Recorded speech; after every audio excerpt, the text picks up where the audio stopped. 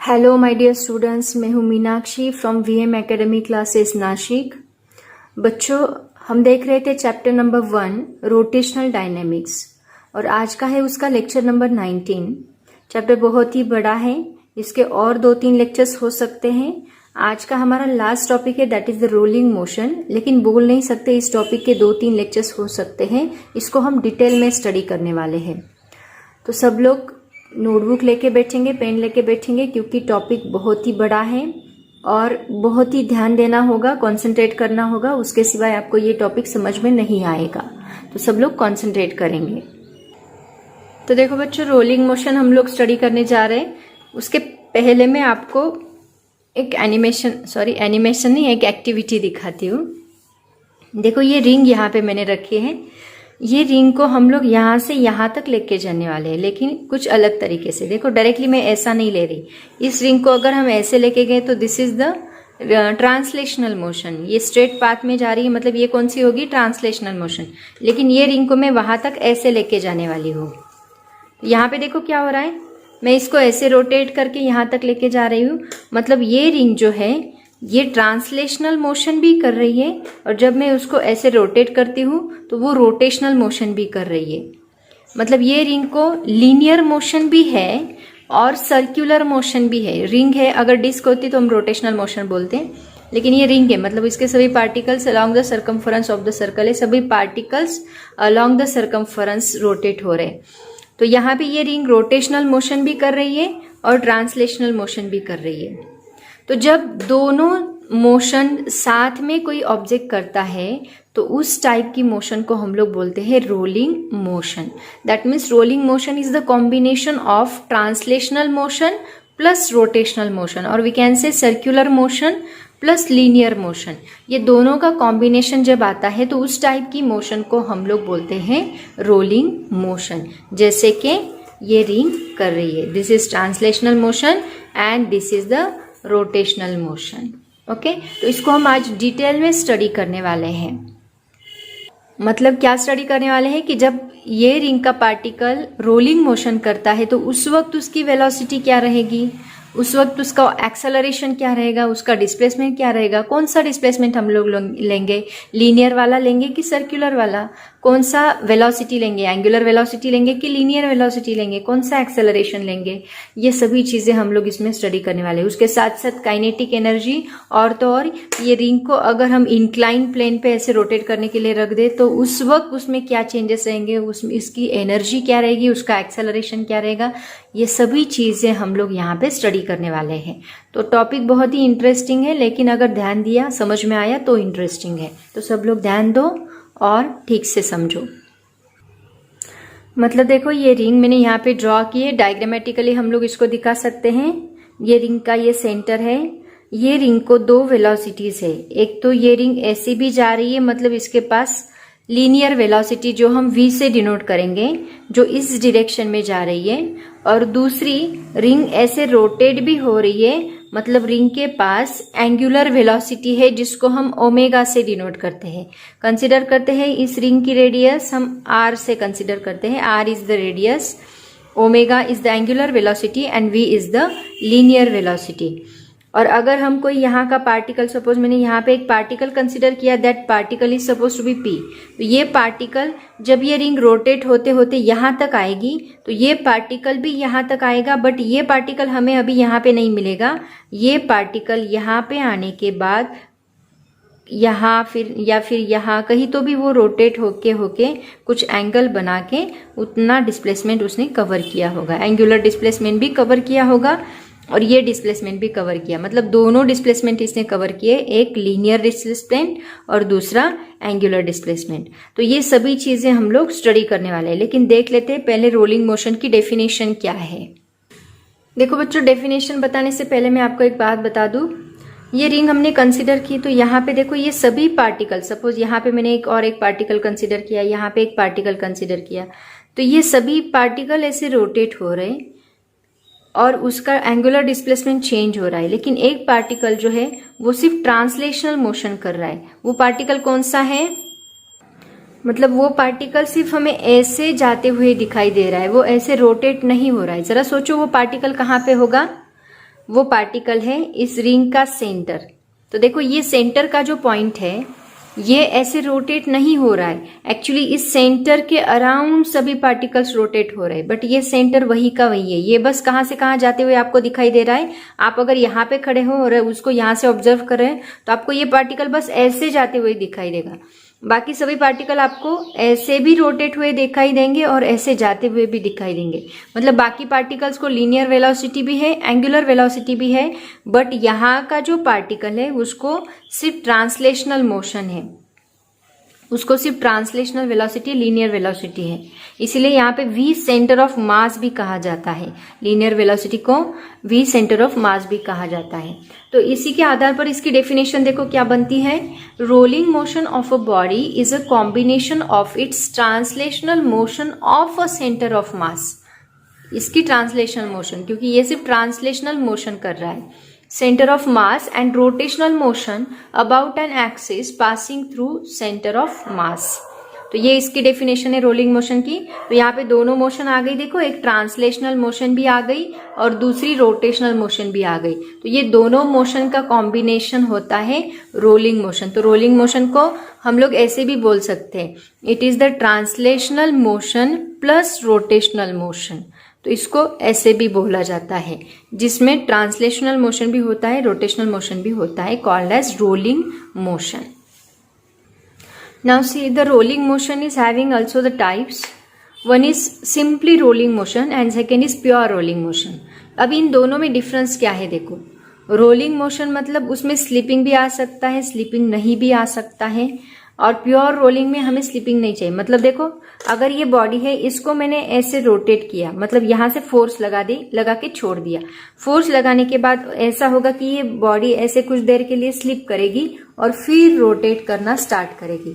मतलब कभी कभी वो स्लिप होगी फिर रोटेट होगी, स्लिप होगी फिर रोटेट होगी। मतलब यहाँ पे फ्रिक्शन है तो स्लिपिंग होगा और फिर रोटेशन होगा।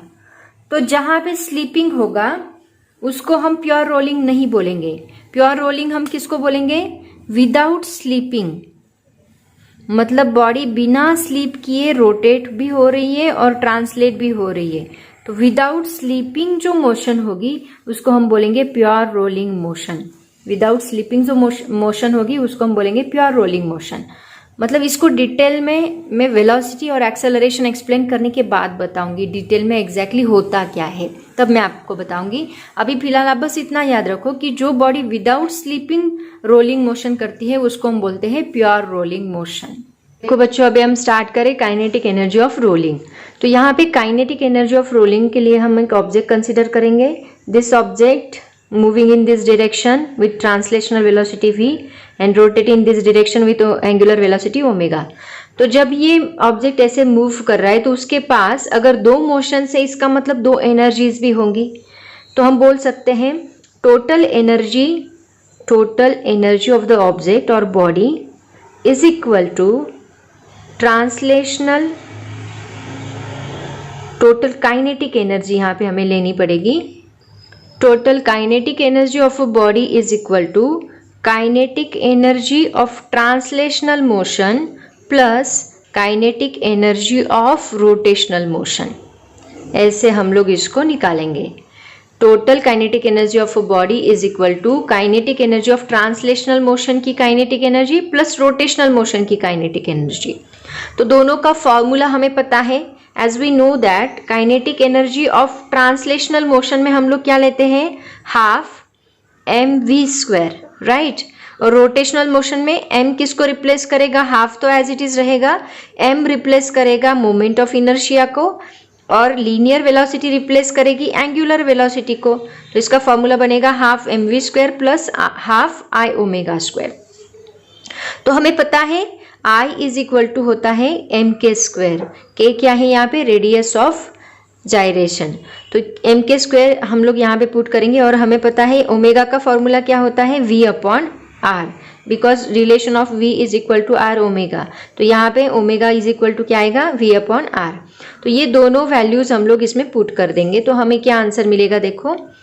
सो kinetic energy total is equal to mv² as it is रखो, हाफ mv² प्लस i की जगह पे mk² पुट कर दो plus half mk square into omega square की जगह पे v square divide by r square put करो।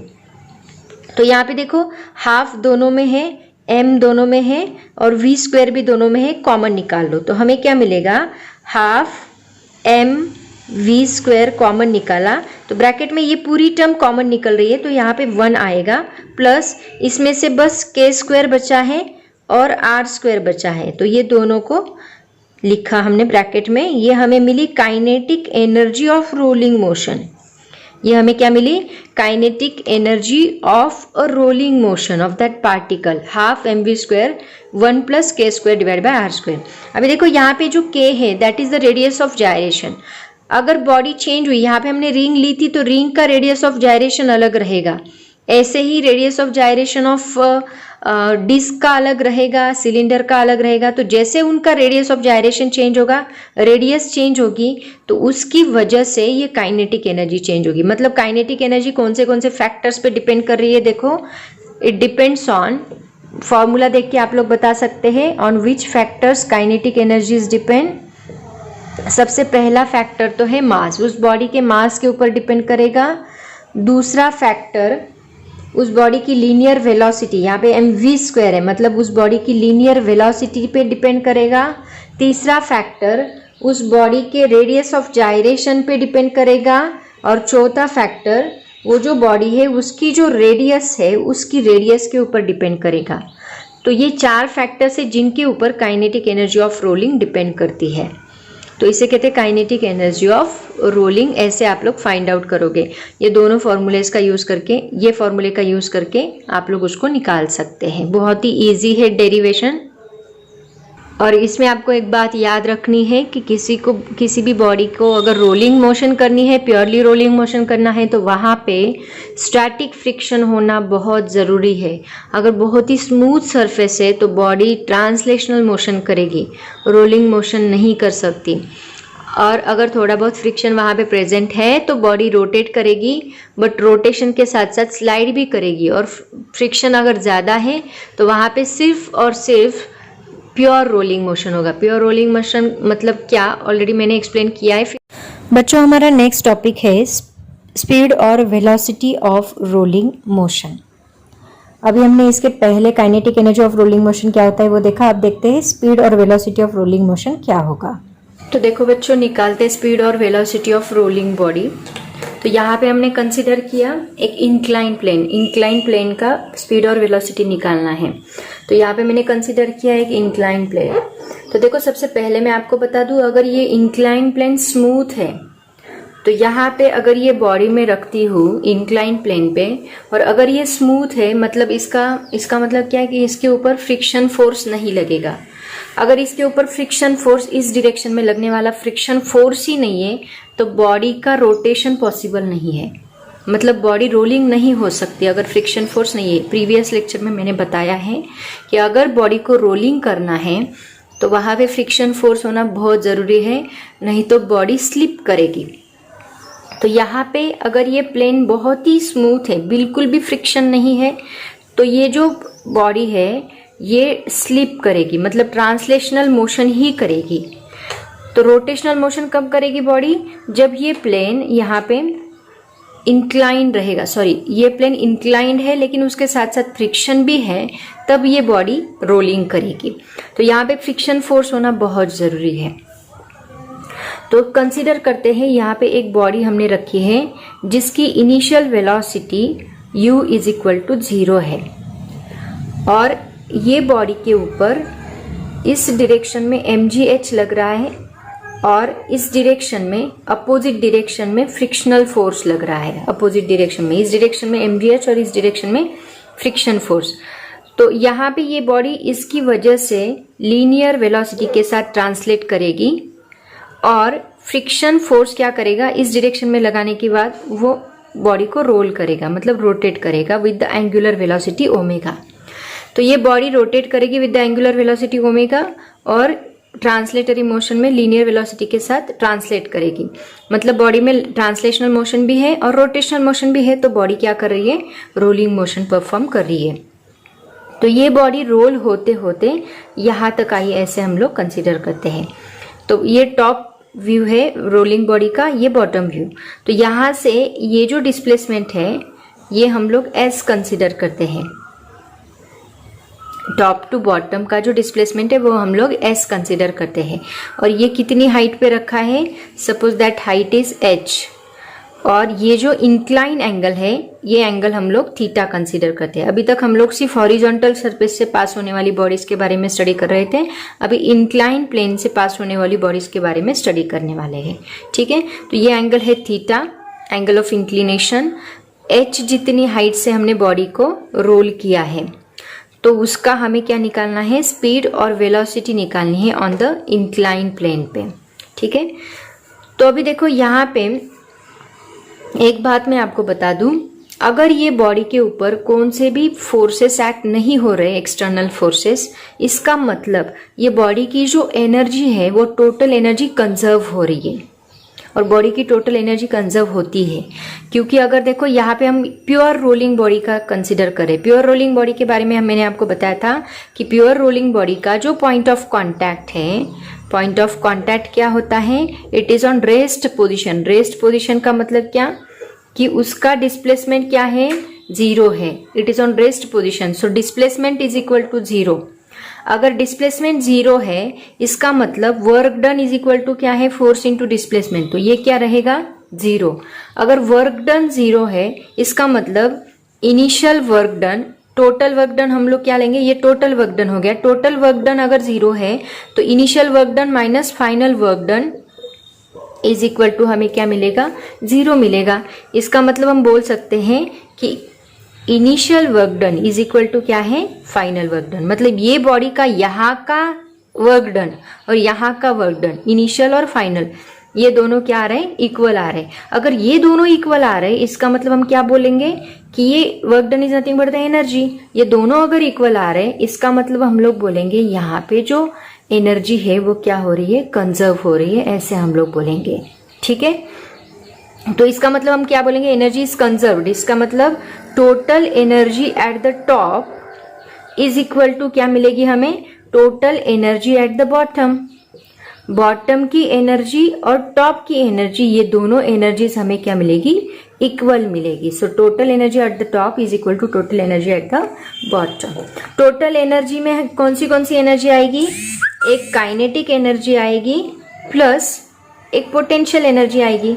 तो टॉप की kinetic energy plus potential energy is equal to हमें क्या मिलेगी, kinetic energy plus potential energy at the bottom. ये बॉटम की टोटल एनर्जी हो गई दोनों मिला के, ये टॉप की टोटल एनर्जी हो गई दोनों मिला के। तो ये दोनों जो है ये टोटल एनर्जीज हमें यहाँ पे इक्वल मिल रही है। ओके, अभी यहाँ से हमारा डेरिवेशन स्टार्ट होता है।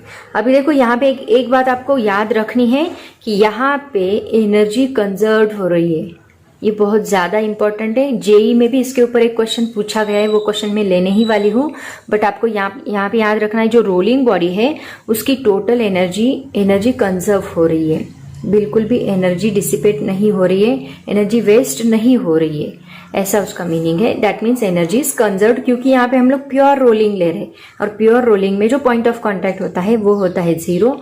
मतलब वो डिस्प्लेस्ड नहीं होता, वो यहाँ का यहाँ पे ही रहेगा। इसको वेलोसिटी नहीं है दोनों डायरेक्शन में, मैंने कल आपको बताया था इसके बारे में। इसका मतलब डिस्प्लेसमेंट जीरो तो वर्क डन जीरो। इसका मतलब क्या, वर्क डन जीरो, इसका मतलब total energy is equal to zero. तो यहाँ पे एनर्जी वेस्ट नहीं हो रही है, ऐसा उसका मीनिंग है। तो देखो बच्चों, अभी हमने देखा कि यहाँ पे हमें जो काइनेटिक एनर्जी मिल रही है, so kinetic energy at the bottom plus potential energy of the bottom is equal to kinetic energy at the top plus potential energy at the top. अब देखो यहाँ पे बॉडी की पोटेंशियल एनर्जी क्या रहेगी, मुझे बोलो। यहाँ पे U क्या लिया था हमने इनिशियली, जीरो। रेस्ट पोजीशन से बॉडी स्टार्ट हुई ना, तो U इज इक्वल टू हमें मिलेगा जीरो। और यहाँ पे हाइट देखो कितनी है, H जितनी हाइट है, तो पोटेंशियल एनर्जी हमें यहाँ पे क्या मिलेगी टॉप पे, दैट इज mgh। टॉप पे पोटेंशियल एनर्जी mgh मिलेगी और वेलोसिटी जीरो है, तो काइनेटिक एनर्जी का फॉर्मूला हाफ mv², मतलब वेलोसिटी जीरो, तो ये काइनेटिक एनर्जी टोटल क्या मिलेगी, जीरो।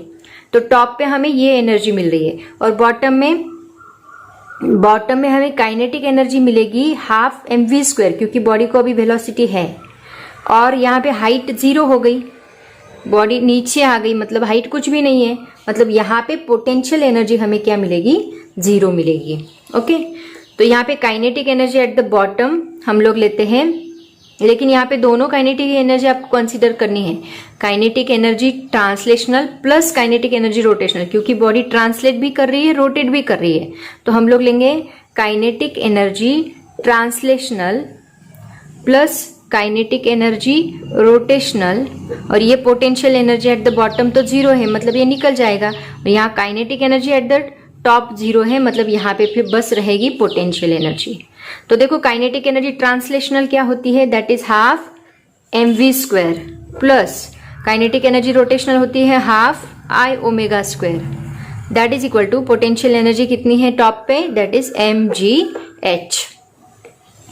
तो यहाँ पे हम लोग ओमेगा, आपको पता है ओमेगा का फॉर्मूला क्या है, that is equal to pure rolling है, मतलब कंडीशन है V/R, और I इज इक्वल टू हमें मिलेगा mk², रेडियस ऑफ जायरेशन के फॉर्म में हम लोग इसको डालने वाले, क्योंकि हर एक बॉडी का यहाँ पे सिर्फ रोलिंग रिंग ही करेगी, ऐसे नहीं, कौन सी भी बॉडी हो सकती है, सिलेंडर हो सकता है, डिस्क हो सकती है, कुछ भी हो सकता है।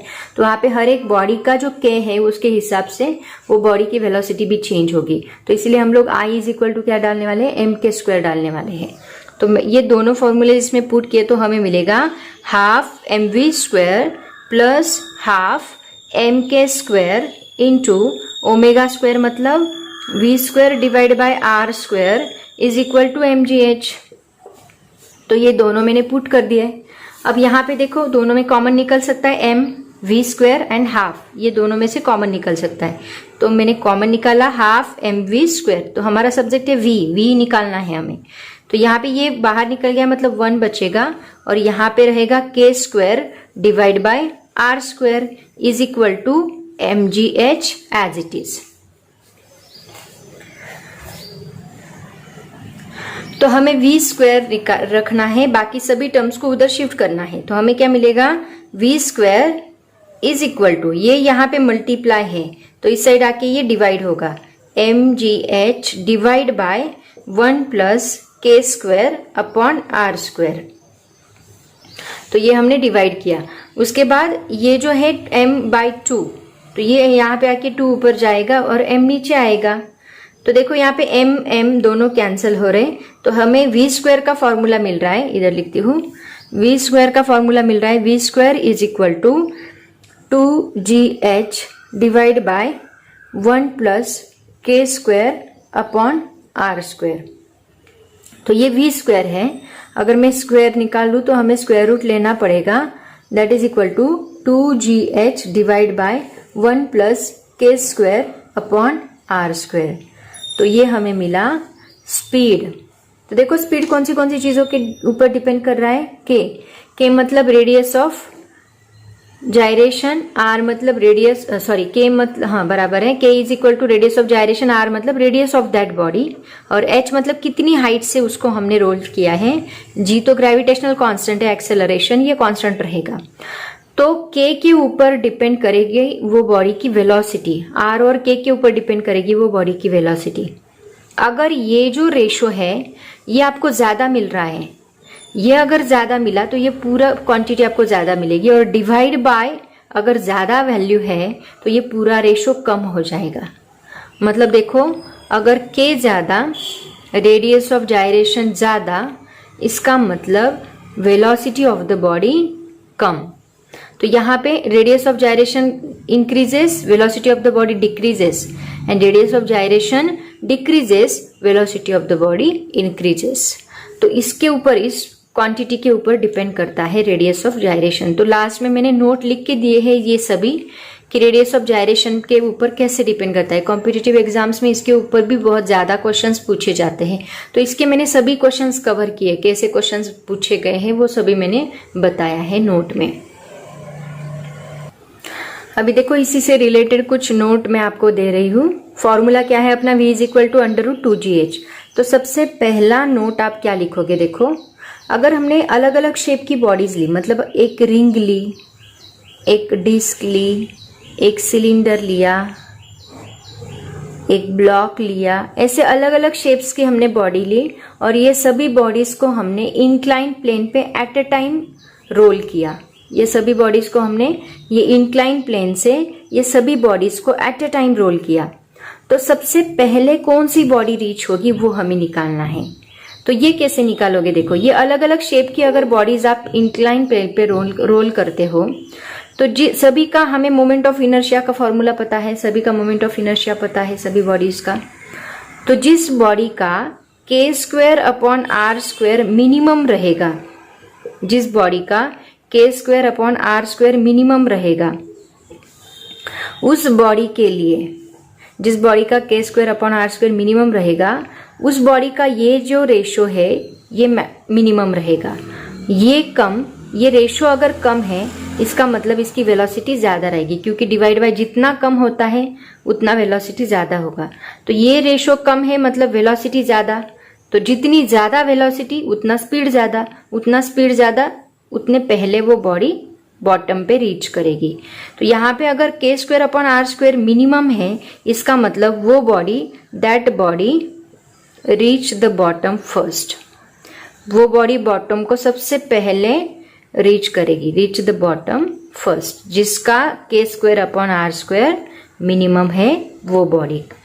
और अगर k²/r² मैक्सिमम है, जिस बॉडी का k²/r² ज्यादा है वो सबसे लास्ट में बॉटम को रीच करेगी। ये नोट आपको याद रखना है। k²/r² is minimum, that body reach the bottom first. k²/r² maximum, तो ये रेशो मैक्सिमम, ये मैक्सिमम इसका मतलब ये टोटल मिनिमम, अगर ये टोटल मिनिमम मतलब वेलोसिटी मिनिमम। तो यहाँ पे वो बॉडी की वेलोसिटी स्पीड कम होगा, इसका मतलब वो लास्ट में रीच करेगी। तो ये नोट बहुत ज़्यादा इंपॉर्टेंट है, ये आपको याद रखना है। ये मैंने लिख के दिया है आपके बुक में।